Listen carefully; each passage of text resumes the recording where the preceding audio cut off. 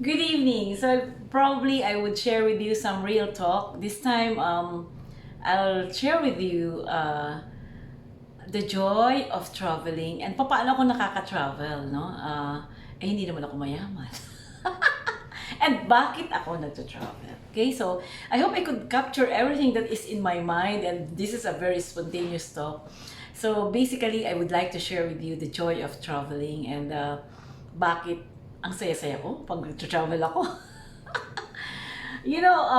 Perhaps it's the influence of my parents, because my parents came from different provinces. You know, my mother hails from Batangas and my father hails from Marinduque. And as such, we are in Mindoro. So as such, we have to go to their respective origins. And as such, doon nag-umpisa yung pagiging mahilig ko sa travel. And I've been dreaming really of traveling. Somehow, I would dream to travel. My ultimate travel destination is really Switzerland, Prague, and Nice, and a little of Sicily. So yun yung mga gusto kong puntahan. And actually Ukraine as well. So there are even challenging places that I want to go to, which is Mongolia. Gusto kong mag-winter doon at tumira sa gitna ng desert.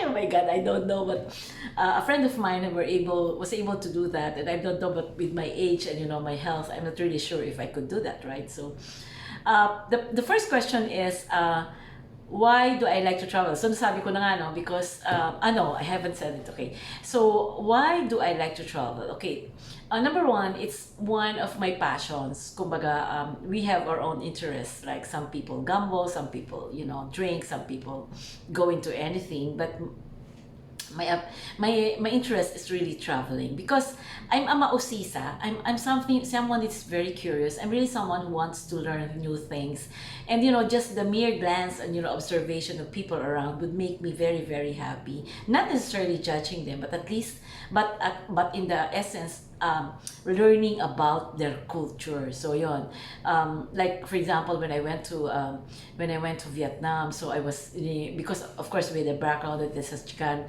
into recent war and all that, so I was thinking, oh my gosh, why is this country very progressive in a short period of time after the 1960 war, while they have just gotten after the war, and they're even communist, they are even socialist democratic republic, right? So sabi ko, parang bakit ganon? So yung mga ganon, no? So, and I also appreciate, I also observe, like this gentleman, the men do this, and the women do this and all that. So I really appreciate that. So that's one thing. I'm Mama Osisa. I really want to explore. I really want to study new things, and I want to benchmark myself, and also I want to parang, whatever we studied in the textbook, I want to see it for myself. Diba sabi nga niya, there's even a phrase, it's better to go there and be there rather than, remembering it from your textbook, right? Something like that. So anyway, so yon, parang gusto kong marating yung mga ganung lugar,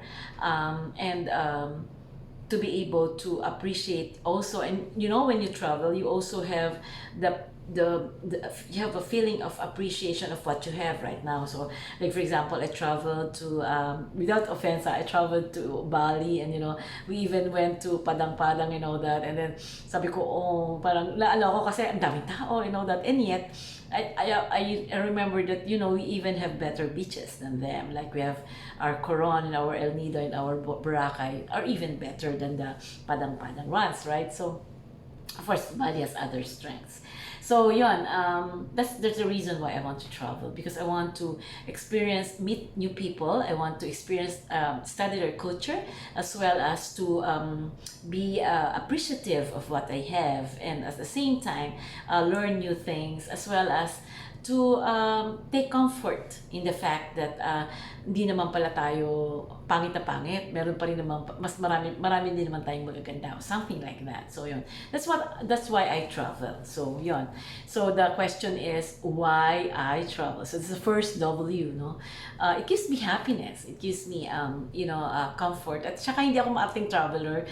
Maraming beses na rin ako nag-hostel. So yun, of course with my age, sometimes I have to consider also certain risks that I have to manage as well, and to assure me that I would be protected, especially if if you're in another country, right? So that's one. And number two is why? So yun, what, what, any other place actually. I cannot really answer whether I like mountains and and whether I like sea and all that. So probably I have inclination to sea because probably because my father is a fisherman. But other than that, I also appreciate mountains. I've been to Banawe, Sagada, and Baguio and all that, and I appreciate the mountains there. Of course, I cannot do the mountaineering because I'm very old. So anyway, so yon. And then that's the what, no? The what is kung saan kaya ng bulsa ko. Actually, I even have kasi gusto ko sana marating yung Seven Wonders of the World, 8 ba yun? Whatever. Gusto kong puntahan yun. Like I even have this, one time I had this parang, what are the UNESCO Heritage Churches? So yun, gusto ko marating lahat yun. So yun, pinuntahan ko yun, San Agustin, sa Miagao, and then I even went to Paway, and all that. So meron pa akong hindi nararating, which is Santa Maria Church in Ilocos. So yun, but all of this I have already reached. Yun, may mga ganun akong gustong gawin. I want to go to the Seven Wonders of the World, or 8 Wonders of the World for that matter. 7 lang yata, whatever, hindi na ako nag-research. So I want to go there, but there are risks, and I was thinking that if I could go to Petra in Jordan, then I should go also to Egypt because it's just within distance, right? So that's one thing that I want to go to. Para naman malimit yung but of course, as I told you, my ultimate place is really Switzerland and Prague, and a little of Barcelona probably, and then Batanes for that matter. So yun yung mga what. What and where, no? Kumbaga parang yun. And then how, so yun yung medyo tanong, madiwa na tanong. Perhaps you would say, ang yaman naman ni LV, baba. Oh my gosh.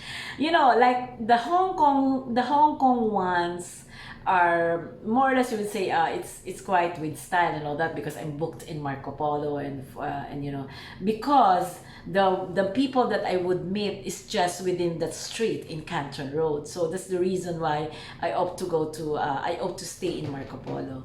So at the same time, if you want to go up on the other side, because I have to go to BDO and all that, and to our offices in Fairmont and all that. So it's just a ferry away, which is much cheaper. So that's why I stay at Metropole. But that's a business street, no? If I would be on my own, I would have to take second look, or I have to consider the budget and all that. Although it's quite affordable, and there's really a style, to be able to save in hotels like this. Don't avail of the breakfast. They have this package wherein they would have the rate, but the breakfast, it's on you. So okay lang naman kasi I don't take much breakfast, and second is I really take naman heavy lunch as well, because usually it's a business meeting and all that. So that's why. Pero siguro next time sanay na ako sa Marco Polo sa Hong Kong, so hindi ko na alam. In fact, there was a time that we transferred to the Hong Kong island, because Hong Kong is 3, right? The Hong Kong, Kowloon, and the new territories. Hindi na ako sanay, because I really love the Hong Kong island, the Kowloon side of Marco Polo, because the reason why is that because it's near the harbor, and I really like harbor. I do some jogging, I study the people's movements there every early in the morning and all that. So I really love it. And then but the others, like when I went to Shanghai, I just stay in a hostel, meaning ilan kami, 1, 2, 3, 4, 6 actually, 6, pero 4 lang yung occupants. The reason why I chose the place is because it's near the Bund, no? Because the Bund is the primary one that I want to visit, and it's also near the resto area where Xiaolongbao was originated. Nandun yun, doon sa mismong vicinity ng hotel ko. I can't even remember the place. And at the top floor of the hotel is there's a view na hindi ka na kailangang umalis para makita mo yung nangyayari sa harbor. So tipong ganun. So yun, hostel lang ako doon, and yung sa Vietnam is hostel, although I would tell you another story on that because it's too risky. Too risky in the sense that I go there madaling araw. In Beijing, I rented a room because it's a very new place for me.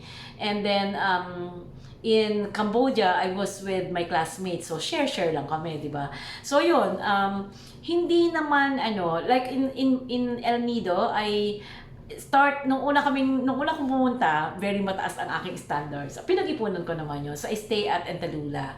So, gusto ko cabin type. Gusto ko, tawag dito, native house. Gusto ko, naririnig ko yung tilamsik ng alon sa habang ako'y natutulog and all that. And gusto ko safe and all that. Gusto ko kita ko yung kadlaw and whatever. So, nandun lahat at na-meet naman yun. Kaya lang medyo mahal yun. That's around 2,500 per day. Mag-isa lang ako. Di ba? So ako naman, ang nangyayari doon, tinitipid ko na yung ibang bagay. Like for example, merong tour naman. So sa tour naman is buffet lunch. So ako, nagsisimple lang ako, breakfast, pandikoko, pandikoko and all that. So yun, tapos buffet lunch. Tapos sa gabi naman, doon lang ako, doon sa mismong, sa mismong beachfront, meron doon paluto and all that. Mura lang, parang 150. Mag-isa lang naman ako. So, yun. So, ganun. It depends on the situation because if you, like for example in Coron, I plan to stay in a hostel also, pero my daughter said, because my daughter is from DOH, my daughter said, no man, ako, you have so many gamit and all that, you better rent a room. So yun ang ginawa ko, nag-rent ako ng room. So yun, pero next time siguro mag-hostel na lang din ako. Kasi masaya rin naman, tsaka hindi kasi ako yung tipong traveler na nag-stay sa room. Ako talaga, maaga pa lang, 5 o'clock pa lang, wala na ako. Babalik na ako, gabi na. So, yun. Hindi ako masyadong ma-room kasi ang point ko is, naroon na nga ako, ba't pa ako mag-stay sa room, di ba? Hindi na sana ako malis ng bahay. Mga ganon. So, yun. And like in Taiwan, nagbano ko ng mga pandikoko, mga cookies. Ang bubuhay sa akin sa Taiwan actually ay 7-Eleven because doon talaga yung mga wrap nila, no? Yun, ganoon. Tapos sa gabi naman, doon ako pumunta sa, doon, yung parang night, something, shillings, whatever, Xiaomending, parang gano'n, Xiaomending ba? Something, di ko na ma-remember. Basta there are 2 night markets there na napakasarap ng pagkain. So doon, pupunta ako. Mag-isa lang ako.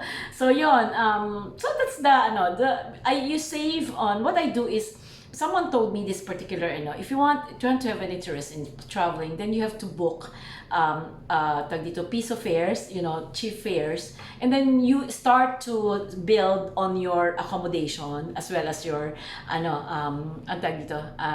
allowance. So ako, to be honest, and I don't want to brag about it, in the Philippines I don't really bring money that much. However, if I'm abroad, I really bring some sort of a base fund because naranasan ko yan sa Cambodia, yung tipong $300 lang ang dala ko or 200 lang. Wala talaga akong pero Diyos ko, kakahiya naman. Namimili yung mga kaklase ko, ako hindi makapamili kasi wala akong budget. So yun, kasi noon nagpapaaral pa naman ako nung nagpunta kami doon. Diyos ko Lord. So anyway, so yun, so ngayon I really, kasi lalo pa ako, I travel really alone and I'm not a techie person. Like for example, when in Beijing, kinain ba naman nung kasi puro Chinese yung nasa ATM, di ko maintindihan. Yung mga ganon. So, I would have a separate vlog on that, yung mga katangahan moments ko. Para hindi nyo na ulitin.